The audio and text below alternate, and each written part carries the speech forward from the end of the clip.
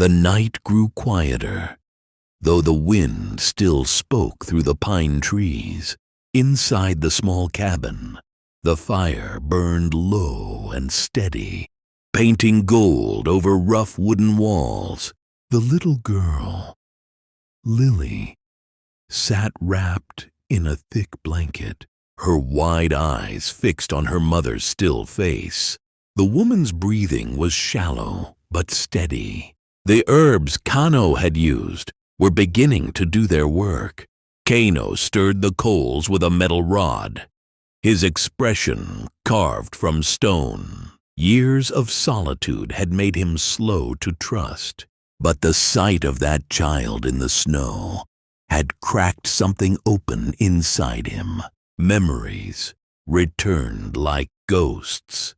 The cries of his own sister, the fire that had consumed their village, the long road that had led him here. He set another log on the fire and spoke softly.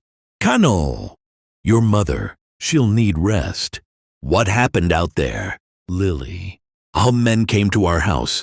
They wanted money. Mama said we had none. They hit her. I ran. I found your light." Her voice broke, and tears streaked her face. Kano handed her a wooden cup of warm water, mixed with honey. She drank, trembling. "Kano, you did right, little one. You did what the spirits tell the brave to do." She nodded, too tired to answer. Outside, the storm thinned. The moon rose through torn clouds, turning the snow into a silver river that flowed down the mountain toward the sleeping town below. Somewhere in that valley, men sat with their guilt and fear. Men who believed no one would ever come for them. Kano looked once more at the mother, then stood. He walked to a small chest in the corner and opened it. Inside lay relics of a life he had buried. An old bow carved with tribal markings, a hunting knife wrapped in deerskin, and a small beaded charm tied with red thread. He held the charm for a long moment before tying it around his wrist. Narrator, voiceover. There are moments in every man's life when the past refuses to stay buried.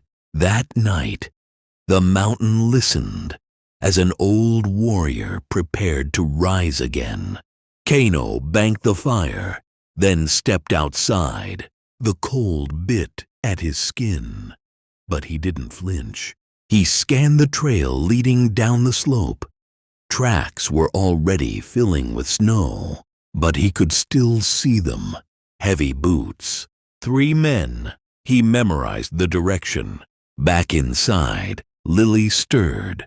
"Lily, where are you going?" "Kano, gentle, to find the ones who hurt your mother, to make sure they never hurt anyone again." Her eyes widened. "Will you hurt them?" Kano knelt beside her, meeting her gaze. "Kano, I will make them remember." Sometimes that is worse than pain. She didn't fully understand, but she nodded anyway. He smiled faintly, just enough to reassure her, then covered her with another blanket and stepped into the night. The descent was silent. Snow muffled every step. The forest, black and endless, seemed to hold its breath as he passed. When he reached the edge of town, the wind carried the faint sounds of laughter from the saloon. The same laughter that had haunted Lily's nightmares. Kano waited in the shadows, watching through the window. The 3 men were there, hunched over a table, drinks in hand, eyes hollow with drink and pride.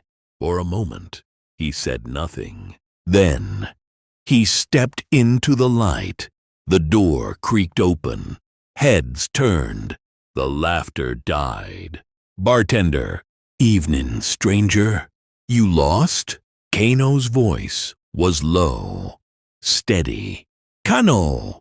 No, but you are. He walked toward the table, each step deliberate. The three men froze. One reached for the revolver on his belt. But Kano was faster. His hand struck the man's wrist, sending the gun spinning across the floor. Man, there are two. What the hell do you want? Kano. Justice. The room fell into a hush. The bartender backed away slowly. The piano player stopped mid-note. Kano. A woman lies bleeding in my cabin because of you. A child cried her way through the storm to find help. You think no one would come? You were wrong. Man, there are three. Nervous laugh. She's just some squatter woman. Before he could finish, Kano slammed his hand onto the table, splitting it with the force of the blow. Kano! You call her nothing because that's what you fear to see in yourself. You will go to the sheriff tonight. You will confess, and you will beg forgiveness. Man, Berber 1. Gritting teeth. And if we don't? Kano leaned closer, his voice a whisper edged with steel. Kano! Then you'll wish the snow had buried you before dawn. The three exchanged glances. Something in his eyes, calm, deadly, told them he meant every word. They stood, shaking, and left. No one in the saloon dared breathe until the door closed behind him. Back at the cabin, the woman woke. Her eyes fluttered open, confused. When she saw Lily asleep beside the fire, a small smile touched her lips. Woman, whispering, "Thank you, whoever you are." Kano crouched beside her. Kano! Rest. You are safe now. Woman. I don't even know your name. He hesitated. It had been years since anyone had asked. Kano! Kano! She nodded weakly. Woman. I'm Sarah. I thought no one would come. He met her gaze. Kano! Someone always comes. The world just forgets to believe it. As dawn crept across the mountains, light spilled through the cabin window. The storm had passed.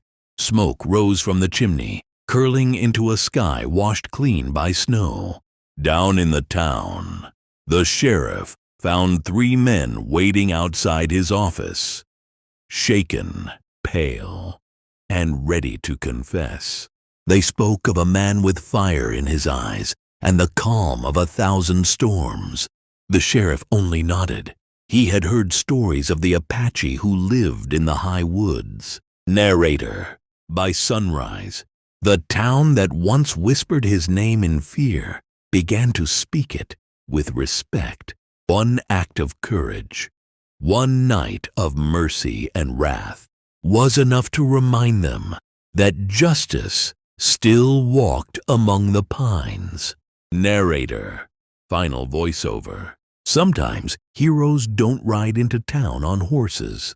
Sometimes they walk out of the snow, carrying a lantern and the last bit of hope the world forgot it had. If you felt the power of this story, remember, there are still people like Kano in the world. Quiet protectors who rise when it matters most. Subscribe to keep this fire burning. More stories of courage, redemption, and heart await in the next chapter.